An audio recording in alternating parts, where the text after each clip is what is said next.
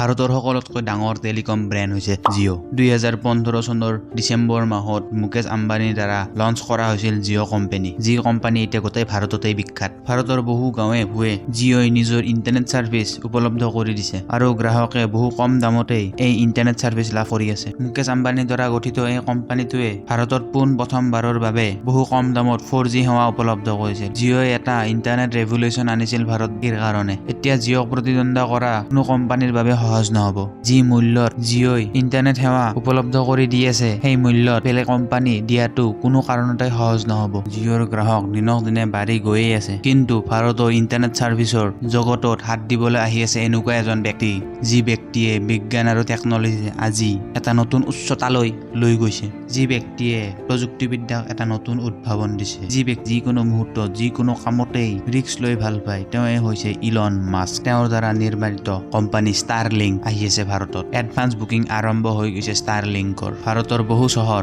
দিল্লী, মুম্বাই ইত্যাদি ষ্টাৰলিংকৰ advance booking আৰম্ভ হৈ গৈছে। এতিয়া জানো আহক কি হয় এই ষ্টাৰলিংক। ষ্টাৰলিংক হৈছে ইলন মাস্কৰ এনেকুৱা এটা কোম্পানী, যি কোম্পানীয়ে ইণ্টাৰনেট সেৱা বিশ্বৰ সকলো প্ৰান্ততেই উপলব্ধ কৰিব।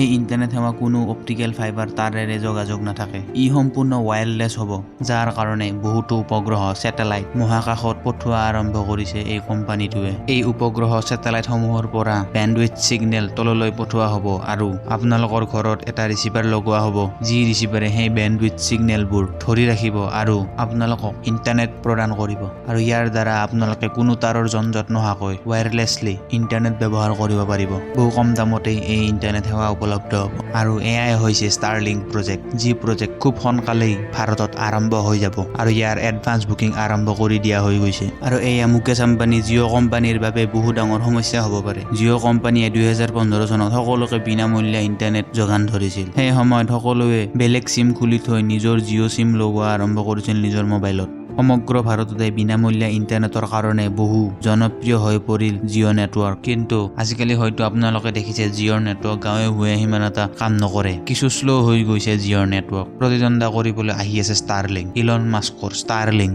ইলন মাস্কৰ দ্বিতীয় কোম্পানী স্পেচ এক্সৰ লগত সংলগ্ন হৈ ভাৰতত ছুপাৰ ফাষ্ট ইণ্টাৰনেট সেৱা উপলব্ধ কৰিব। যি ইণ্টাৰনেট সেৱা এতিয়া বহু সংখ্যক গাঁও পাহাৰত ভিতৰুৱা জাগাত উপলব্ধ নহয়, সেই ইণ্টাৰনেট সেৱা এতিয়া উপলব্ধ হ'ব সেই জাগাত ষ্টাৰলিংকৰ জৰিয়তে। ষ্টাৰলিংক অকল ভাৰতৰেই নহয়, বিশ্বৰ সকলোতকৈ গতি থকা ইণ্টাৰনেট স্পীড প্ৰদান কৰিব। আৰু এই ইণ্টাৰনেট খুব কম মূল্যতেই প্ৰদান কৰা হ'ব। আৰু যদি ষ্টাৰলিংকে এইবোৰ কৰিব পাৰে, তেতিয়া জিঅ'ৰ নামৰ নিচান নোহোৱা হৈ যাব। আৰু জিঅ'ৰ লগত এনেকুৱা কোনো আন্তঃগাঁথনি নাই আৰু সিহঁতৰ কোনো উপগ্ৰহ নাই মহাকাশত, যাৰ দ্বাৰা সিহঁতে হাই স্পীড ইণ্টাৰনেট প্ৰদান কৰিব পাৰিব।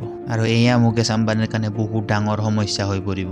জিঅ' কোম্পানীৰ বহুতো লোকচান হ'ব ইয়াৰ দ্বাৰা। এতিয়া আহিছোঁ ইলন মাস্কলৈ। ষ্টাৰলিংকৰ অনাৰ ইলন মাস্ক। সৰুৰে পৰা বহু মেধাৱী ল'ৰা আছিল ইলন মাস্ক। সৰুৰে পৰা কোডিং কৰি ভাল পাইছিল ইলন মাস্কে। কেৱল 10 বছৰ বয়সতে তেওঁ এখন ভিডিঅ' গেম প্ৰস্তুত কৰি ওলাই দিছিল আৰু $500 সেই ভিডিঅ' গেম বিক্ৰী কৰি দিছিল ইলন মাস্কে। তেওঁৰ লগত বহুতো ইঞ্জিনিয়াৰিং, এৰস্পেচ ইঞ্জিনিয়াৰিং ইত্যাদি ডিগ্ৰী আছে। বহু ডাঙৰ ডাঙৰ কোম্পানী যেনে স্পেচ এক্স, হাইপাৰলুপ, টেছলা কোম্পানীৰ মালিক তেওঁ। আৰু আপোনালোকে হয়তো শুনিছে পে'পালৰ নাম। যি পে'পালে অনলাইন পইচা ট্ৰেন্সফাৰ কৰাত সহায় কৰে, সেই কোম্পানীৰ মালিক আছিল ইলন মাস্ক। যি কোম্পানী $165 মিলিয়ন তেওঁ বিক্ৰী কৰি দিছিল। আৰু এতিয়া এটাই কথা চাবলগীয়া হ'ব যে ইলন মাস্কে কিদৰে আগবঢ়াই লৈ যায় ষ্টাৰলিংক কোম্পানী আমাৰ ভাৰতবৰ্ষত।